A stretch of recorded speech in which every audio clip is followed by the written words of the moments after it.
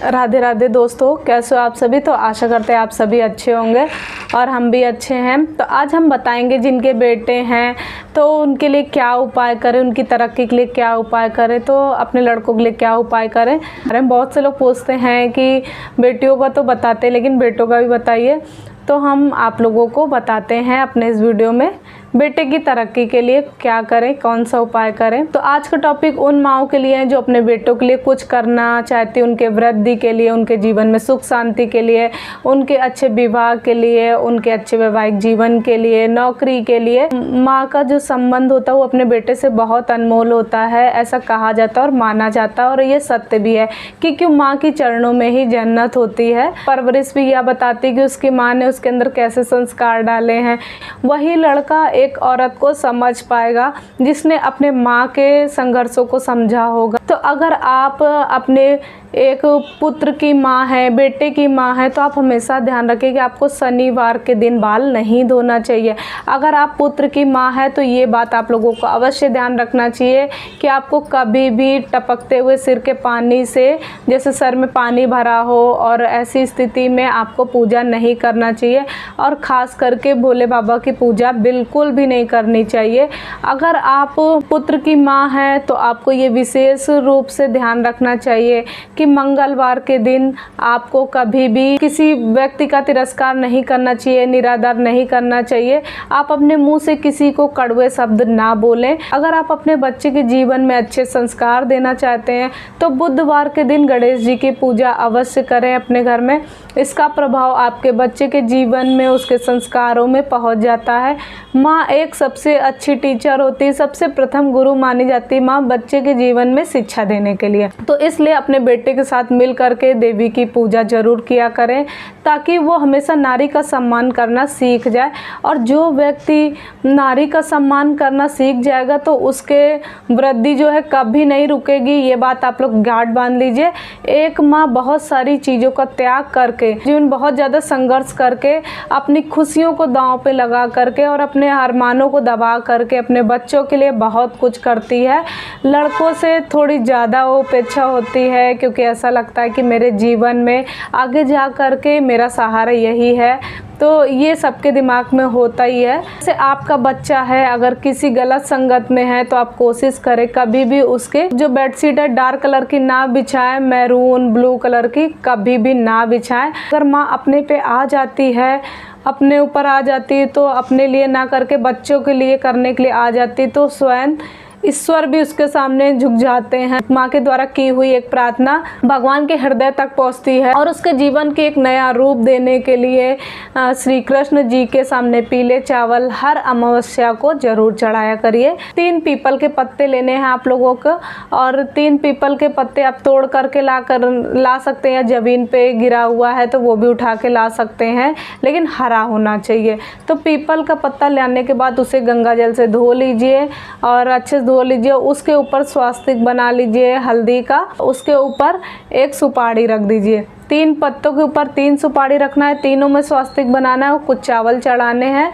और इसके तत्पश्चात आप लोगों को करना है, इसका पूजन करना है, और इसमें माँ लक्ष्मी का पूजन करना है। गणेश जी का पूजन करने के लिए आप गणेश जी के मंत्रों से पूजन कर सकते हैं या फिर संकट स्तोत्रम से कर सकते हैं। उसके बाद में माँ लक्ष्मी जी का पूजन करेंगे। माँ लक्ष्मी जी का पूजन करने के लिए लक्ष्मी स्रोत का पाठ कर सकते हैं या महालक्ष्मी के किसी मंत्र से 108 बार आप माला जाप कर सकते हैं।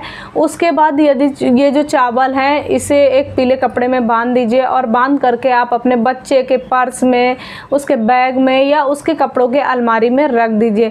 इससे उसके सौभाग्य का रास्ता जो है वो खुल जाएगा, उसकी वृद्धि का रास्ता खुल जाएगा और उसके जीवन में आ रही अला बला जो है सब दूर हो जाएगी।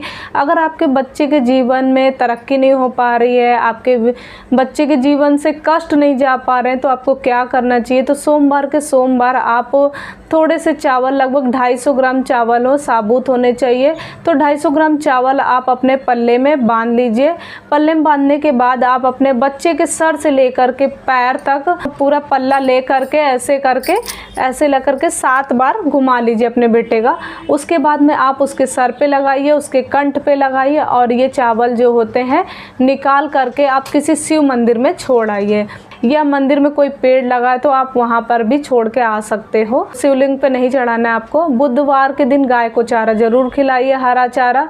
अपने बेटे से खिलवा सकते हैं, अगर नहीं तो आप स्वयं खिला सकते हैं। गौ माता से आप यही विनती करा करिए कि हे गौ माता, हमारे बच्चे को सद्बुद्धि देना, उसका भाग्य खुल जाए। अगर आपका बच्चा आपके बिल्कुल भी नहीं आपकी सुन रहा, आपकी कोई बात नहीं मान रहा है, तो आपको क्या करना चाहिए? तो मंगलवार के दिन बरगद के पेड़ से एक पत्ता ले आइए, उसको धो लीजिए और धोने के बाद में उसके ऊपर एक स्वास्तिक बना लीजिए। स्वास्तिक आप रोली से बनाएंगे, सिंदूर से बनाएंगे, और उसके बाद में आप उस स्वास्तिक को बना करके उस पत्ते को थोड़ी देर अपने मंदिर में रखें। उसके बाद आप जहाँ पर आपका बच्चा सोता है उस तकिए के नीचे या उस गद्दे के नीचे उस पत्ते को ले जा कर के रख देंगे। धीरे धीरे उसका मन परिवर्तित होगा और उसका आपसे लगाव होगा, आपसे अटैच बढ़ेगा और आपकी बातों को सुनेगा। और अगर आपके बच्चों की शादी नहीं हो रही तो क्या करना चाहिए?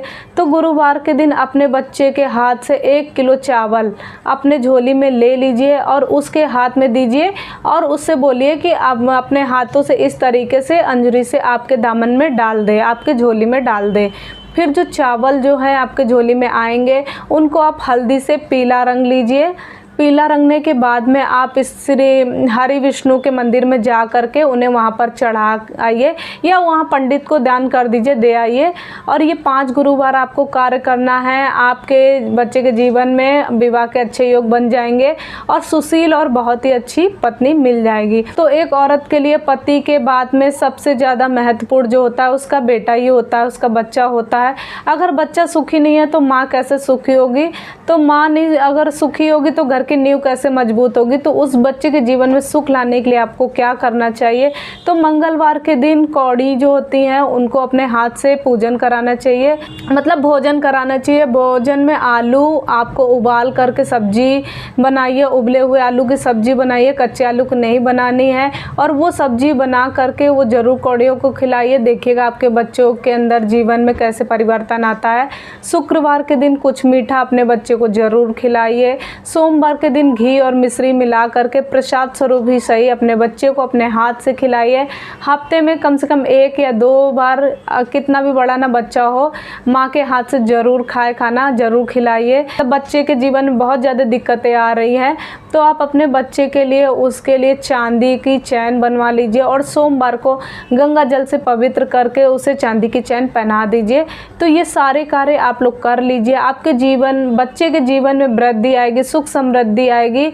और हम भी यही प्रार्थना करते हैं कि हर घर के आंगन में बच्चे मुस्कुराते रहें, खुश रहें और बहुत तरक्की करें। हर माँ और हर बच्चा खुश रहे। अगर आपके बच्चे को बाहर पढ़ाई के लिए जाना है, विदेश जाना है, कहीं भी उसमें रुकावटें आती जा रही हैं, तो उसको दिक्कतें आती जा रही, तो आप लोगों को क्या करना चाहिए? आपको अपने बच्चे के नॉर्थ वेस्ट आपको उड़ते हुए पंछी की फ़ोटो लगा देनी चाहिए और इसकी तस्वीर लगा देनी चाहिए। ऐसा करने से उसके बाहर जाने के योग बहुत अच्छे से बन जाएंगे। अगर आपके बच्चे को नज़र बहुत लगती है तो आप लोगों को क्या करना चाहिए? तो ये भी बहुत आसान तरीका है कि जैसे कि जो भी माँ है तो अपने पहने हुए कपड़े का पानी जो होता है, जो भी तन पे कपड़ा पहने हैं उसको पानी के अंदर डिबो लीजिए और उस पानी को ले लीजिए एक लोटे के अंदर, एक गिलास के अंदर, एक कटोरी में, जैसा आपका मन हो वैसा। तो अपने बच्चों के पूरे शरीर पे 7 बार एंटी क्लॉकवाइज घुमाने के बाद में उसे चौराहे पे डाल आइए। शनिवार के दिन ये क्रिया जरूर करिए। आपके बच्चों पर लगी बड़ी से बड़ी नज़र जो है तो वो हट जाएगी। ये थी हमारी आज की जानकारी। अच्छी लगी तो प्लीज़ ज़्यादा से ज़्यादा शेयर कीजिएगा, लाइक कीजिएगा और कमेंट में ज़रूर बताइएगा कैसा लगा हमारा वीडियो और जय माँ लक्ष्मी ज़रूर लिखिएगा। तो चलिए मिलते हैं नेक्स्ट वीडियो में, तब तक के लिए राधे राधे, जय माता दी, जय श्री कृष्णा, हर हर महादेव, जय श्री राम।